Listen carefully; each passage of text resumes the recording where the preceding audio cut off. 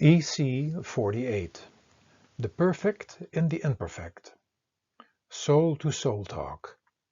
The perfect in the imperfect. Life guiding conversations with Morai Amoro and Jenai Summer. Let's talk about what is imperfect and what is perfect, Jenai. That will become handy because I was just thinking about how I could be the perfect daughter.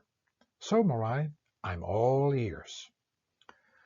How would you describe something or somebody that is perfect? There would be no fault to be found in that something or somebody. That something or somebody would not make any mistakes. There would not be any imperfections. Jenai, could it be something or somebody you could perceive with your intellect or mind?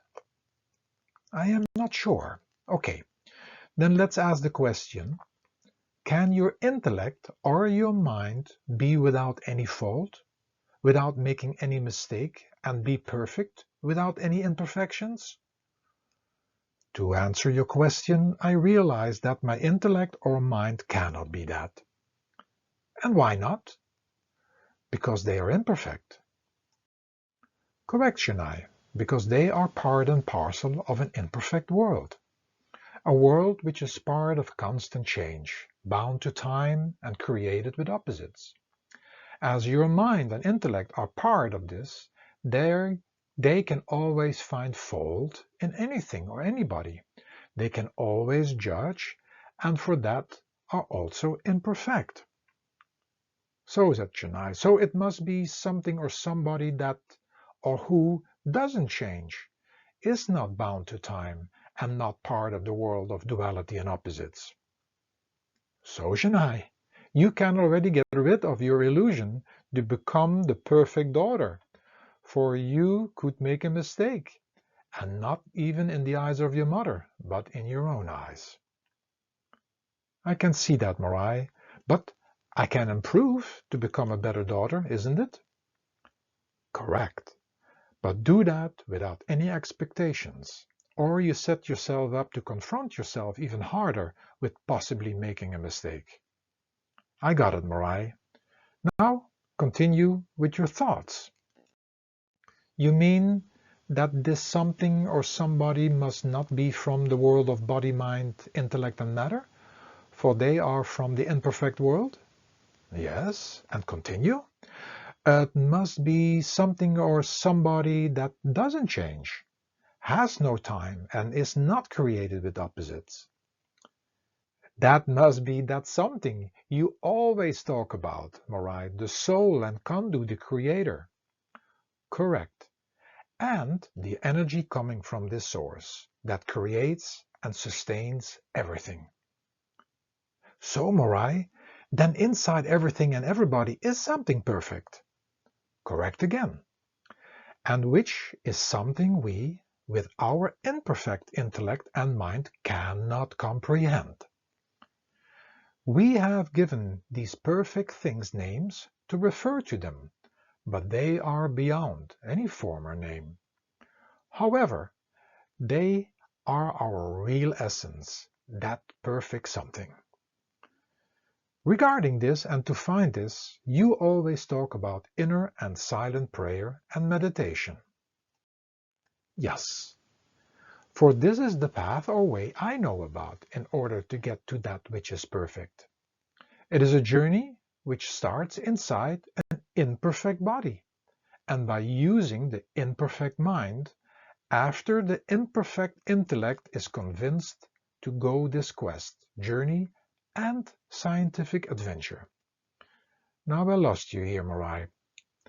To find out if there is a path, and if there is really something perfect, we must first believe it.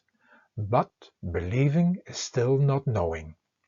For that reason, when we find a path, a guide, or teachings that speak about these things, we must still prove this to ourselves, if it is true, and that I call the scientific adventure. I got it, Morai. So the essence is perfect, and that essence is within everything and everybody. Otherwise, it couldn't exist. And that's all that there is to that something which is perfect. Correct? Not correct, Jenai. For I believe that everybody, in addition, has an individual perfect book of life. How is that possible? You see, Jenai, everything that happens in our personal book of life, which we have talked about, either written by God or by ourselves, must be perfect as well. The book is written according to the law of action and reaction, or cause and effect, but also written for the evolution to one day realize that we are in essence perfect, and to reunite with that perfect essence.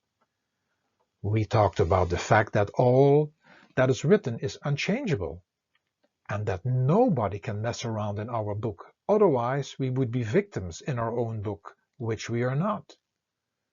We can accept these facts, use everything that happens in our book for self-reflection, and finding ways to get through the challenges, and that with the help of inner and silent prayer and meditation.